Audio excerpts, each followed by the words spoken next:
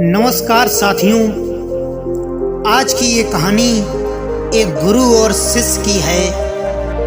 इस कहानी में आपको बहुत कुछ सीखने को मिलेगा।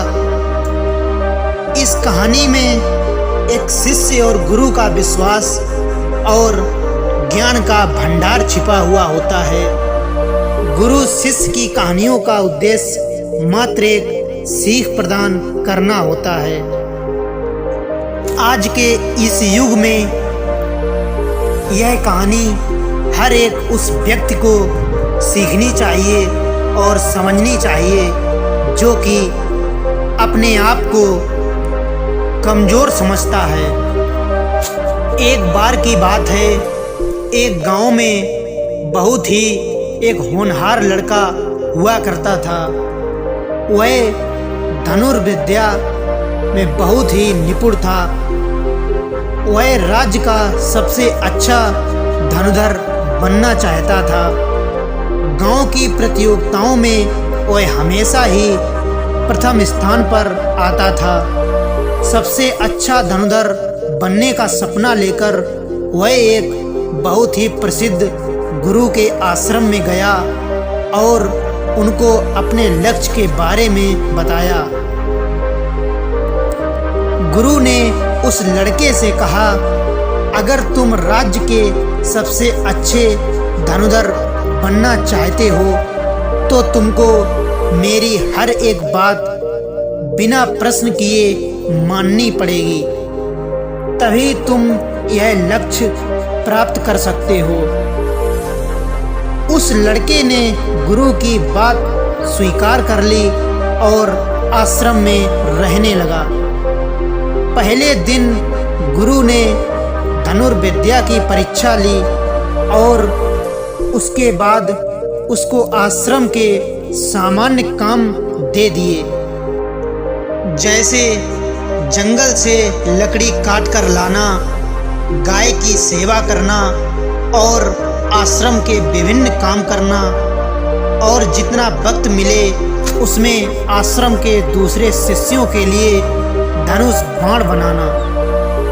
वह लड़का प्रतिदिन प्रतीक्षा करता था कि गुरु अब उसको धनुर्विद्या के कुछ नए गुण सिखाएंगे, पर ऐसा कुछ नहीं हो रहा था। उसको रोजमर्रा के कार्य ही दिए जा रहे थे और उसमें से भी वह कार्य दिए जाते थे जो सबसे कठिन होते थे। धीरे धीरे शिष्य का गुरु पर से विश्वास उठने लगा। शिष्य को लगने लगा कि गुरु उसको मूर्ख बना रहे हैं और अपने सारे काम करवा रहे हैं।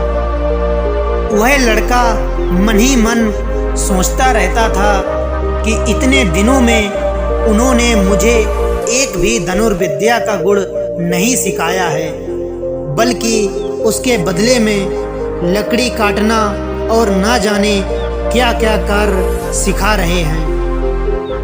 एक दिन आवेश में आकर उस शिष्य ने गुरु से कहा कि आप मेरा गलत फायदा उठा रहे हैं और आप मुझे कुछ नहीं सिखा रहे हैं।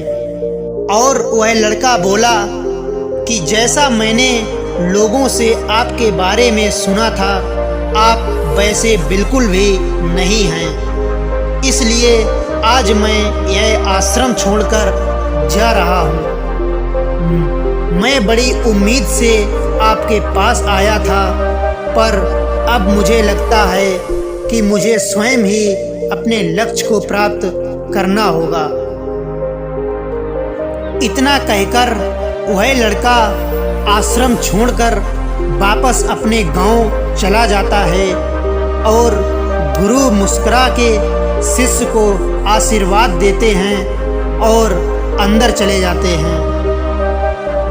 वह जब धनुर्विद्या का अभ्यास कर रहा था तो देखता है कि उसके हाथ पहले से अधिक मजबूत हैं और वह आसानी से निशाना लगा रहा है।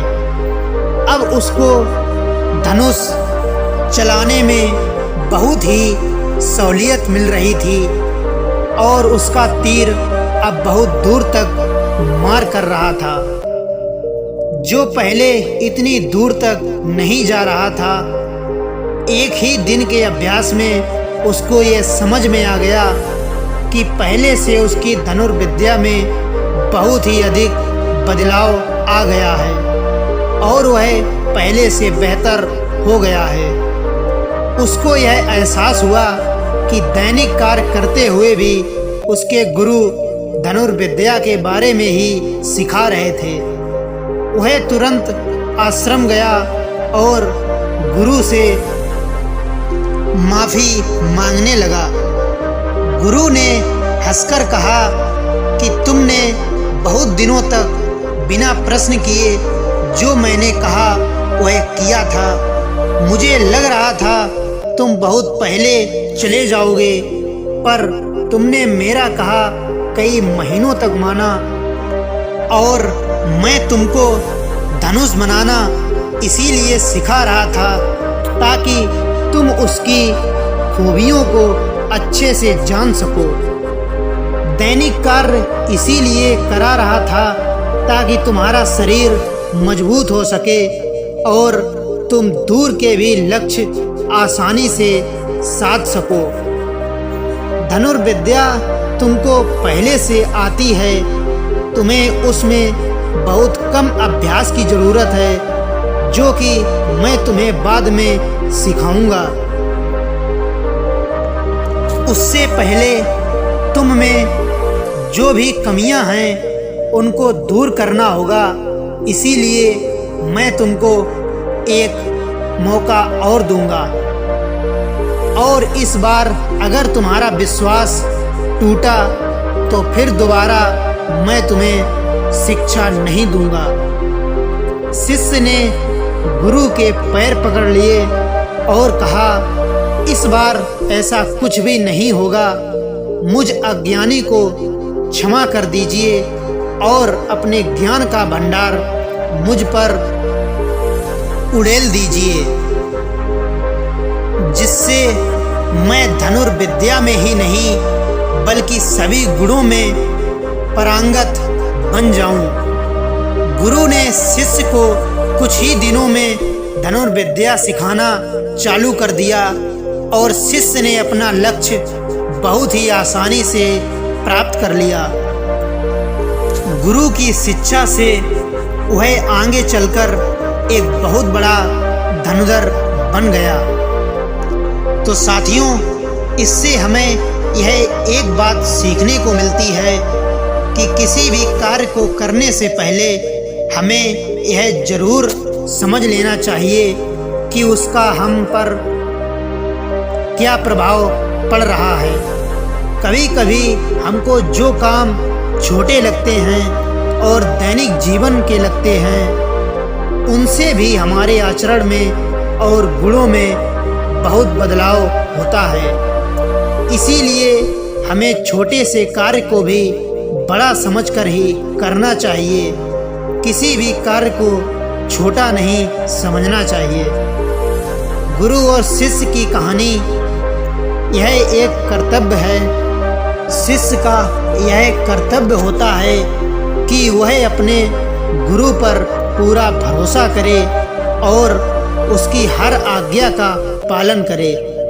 गुरु अपने शिष्य को कभी भी कुछ गलत नहीं सिखा सकता, ना उसके बारे में गलत सोच सकता है, बल्कि गुरु का यही मकसद होता है कि उसको हर उस कामयाबी तक पहुंचा सके जो वह शिष्य करना चाहता है, और ना ही अपने गुरु के प्रति गलत सोच रखनी चाहिए।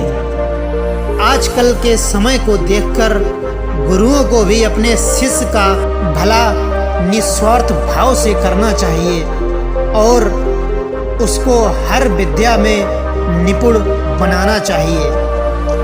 तो साथियों, वीडियो यदि अच्छी लगी हो तो इसे लाइक ज़रूर करें और इस चैनल को सब्सक्राइब करें ताकि आगे इसी तरह के वीडियो आपको मिलते रहें। मिलते हैं किसी नेक्स्ट वीडियो में, तब तक के लिए धन्यवाद।